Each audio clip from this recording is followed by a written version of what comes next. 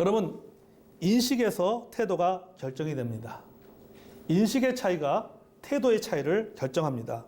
우리는 이 바리새인과 죄 많은 여인을 통해서 알 수 있습니다. 자, 한 바리새인이 예수님을 식사에 초대했습니다. 그의 이름은 뭐죠? 시몬입니다. 예수님께서 바리새인의 식탁에 초대받았다라고 하는 것은 대단히 큰 사건입니다. 왜냐하면 그 당시만 해도 예수님과 바리새인들의 그 관계가 좋은 편이 아니었기 때문이라는 거죠. 굉장히 불편한 사이였습니다. 왜냐하면 예수님은 바리새인들의 잘못을 끊임없이 비판하고 또 갈수록 바리새인들은 자신들의 종교적인 입지가 줄어들고 있었기 때문에 바리새인들 눈에는 예수님이 눈의 가시 같은 존재였기 때문입니다. 자, 그런 어떤 상황 속에서 예수님께서 바리새인의 식사에 초대를 받았다는 것은 굉장히 중요한 사건이라고 할 수가 있죠. 자, 왜 그런 바리새인이 예수님을 식사에 초대했을까?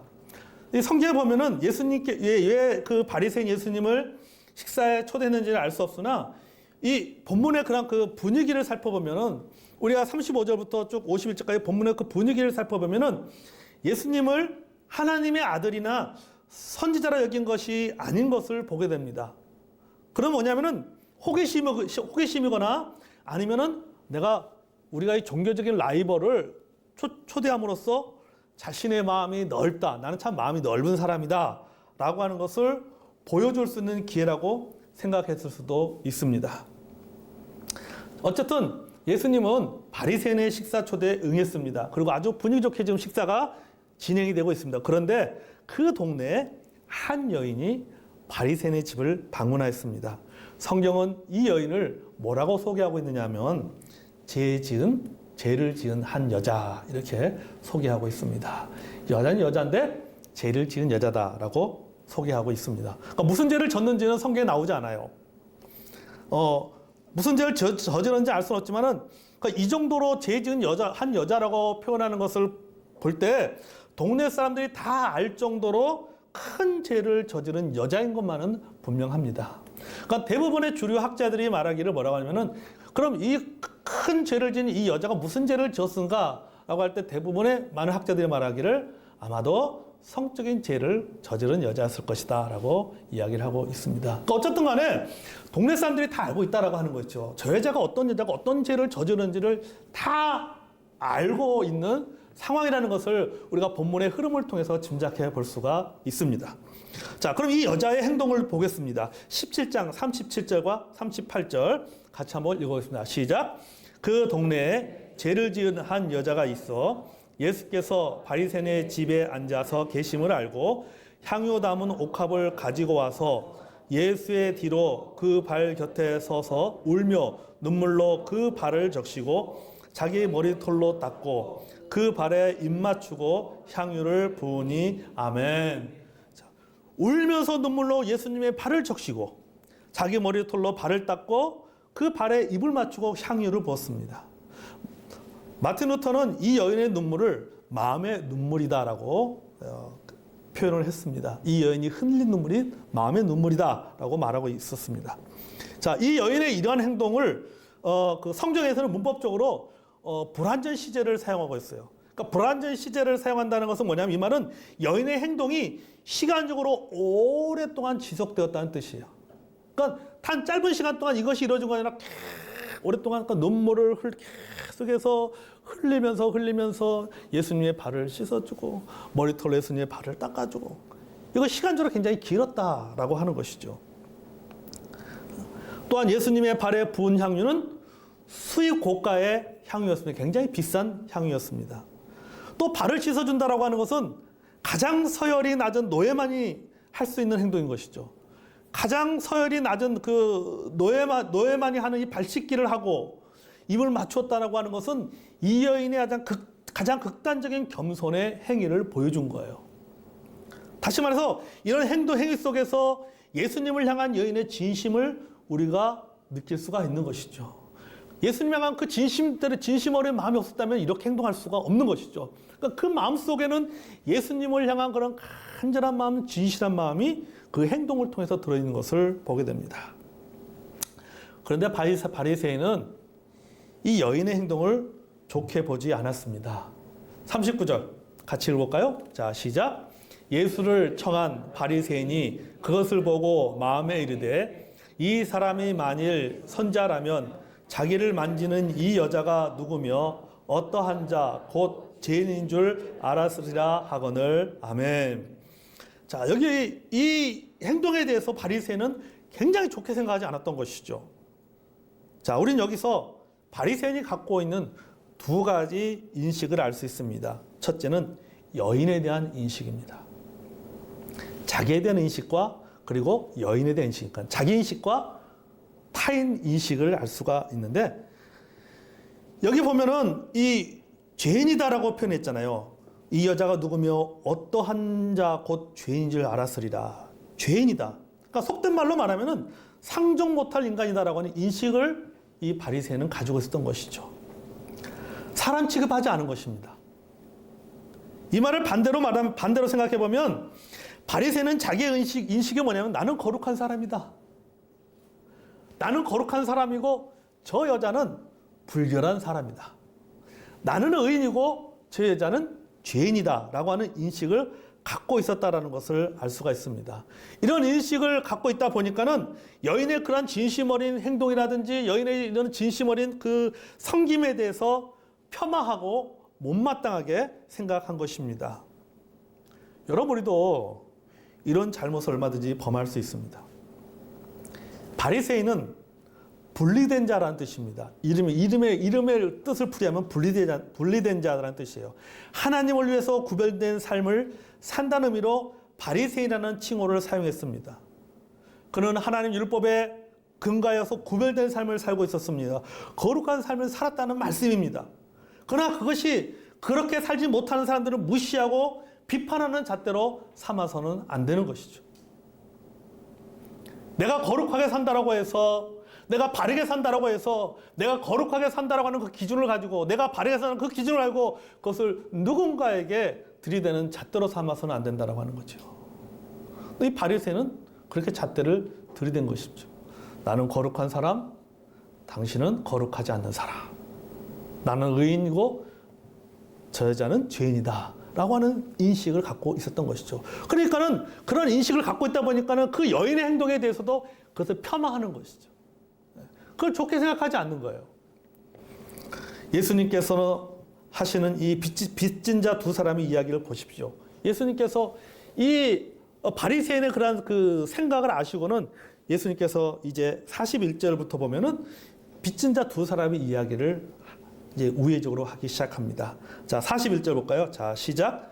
이르시되 빚 주는 사람에게 빚진 자 둘이 있어 하나는 500데나리온을 졌고 하나는 50데나리온을 졌는데. 아멘. 한 사람은 하루 일당으로 계산하여서 500일치 임금의 돈을 빚을 졌고 또 다른 사람은 50일치 임금에 해당하는 빚을 진 것입니다. 자, 여러분, 이 말 속에 담겨진 예수님의 의중을 살펴보면 이거예요.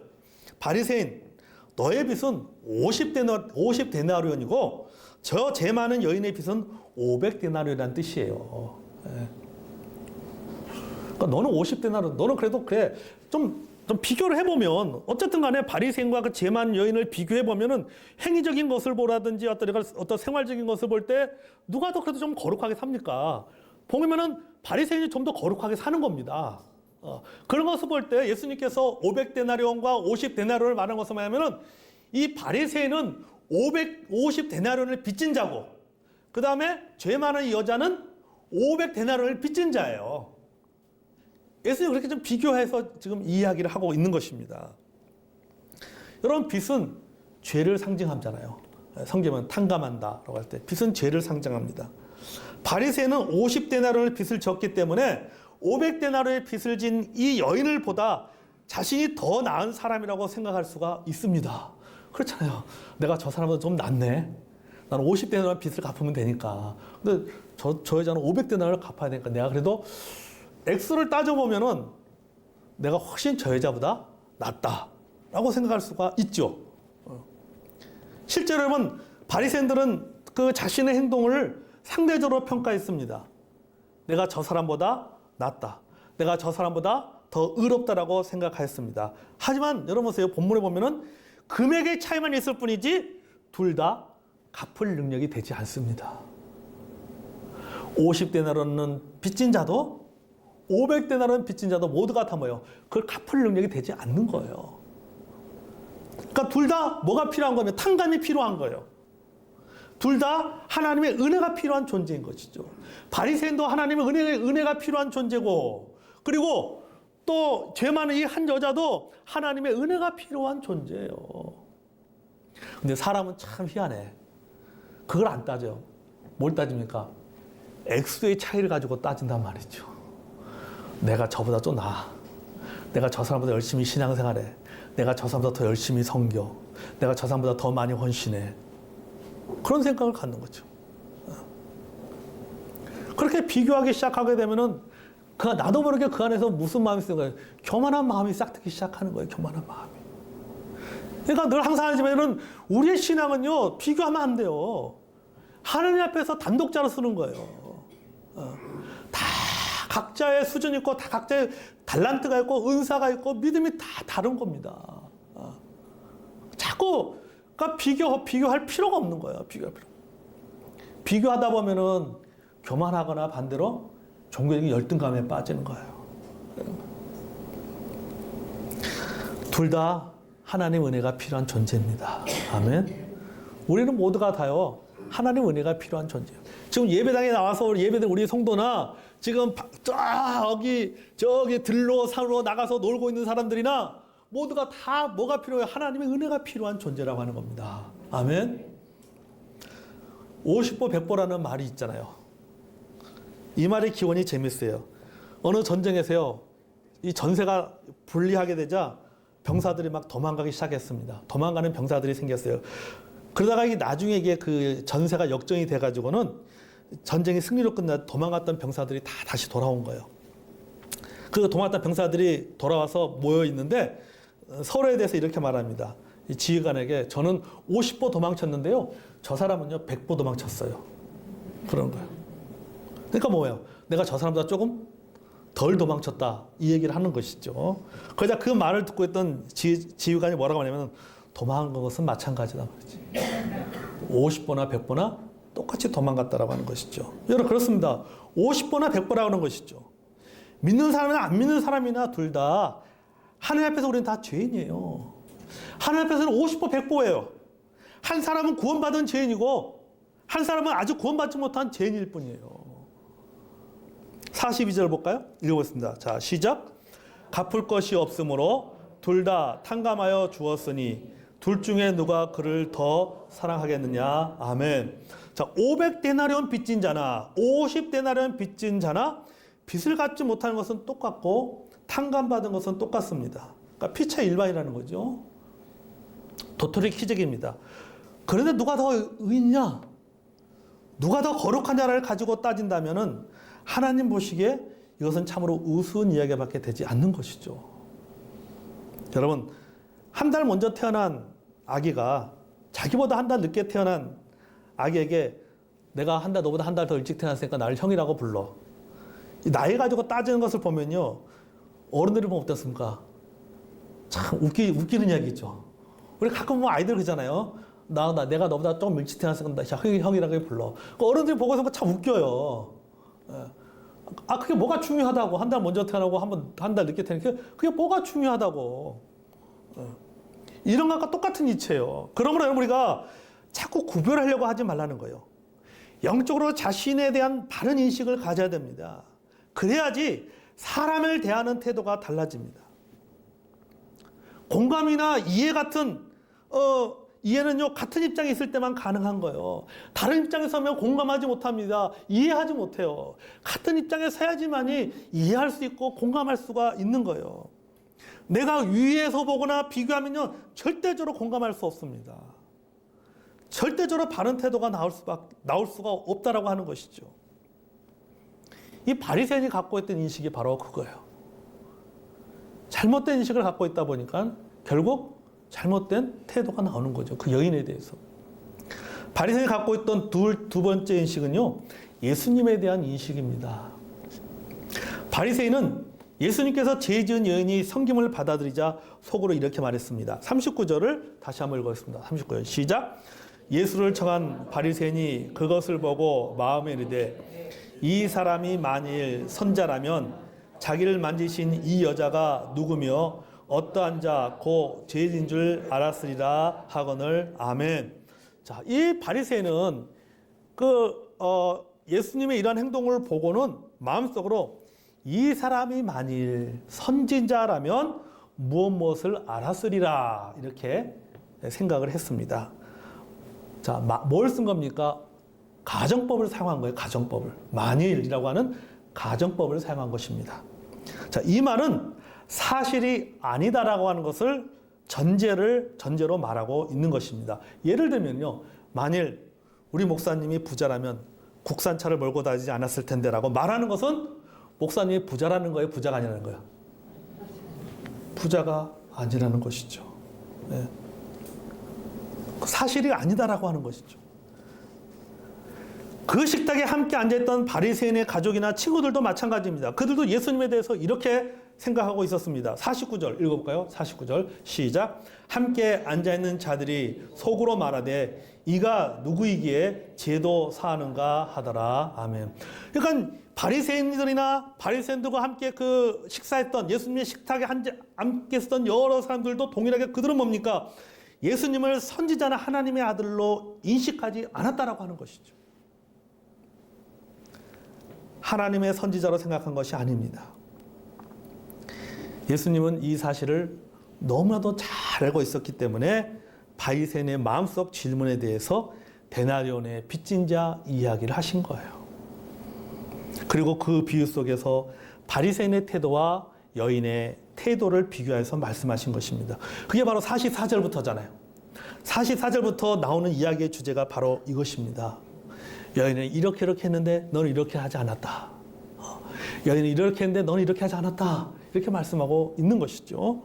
여러분, 손님에 대한 그 당시에 손님에 대한 통상적인 예의는 손님이 오면 먼저 먼지 묻은 발을 씻을 수 있는 대야에 물을 받아주는 것입니다.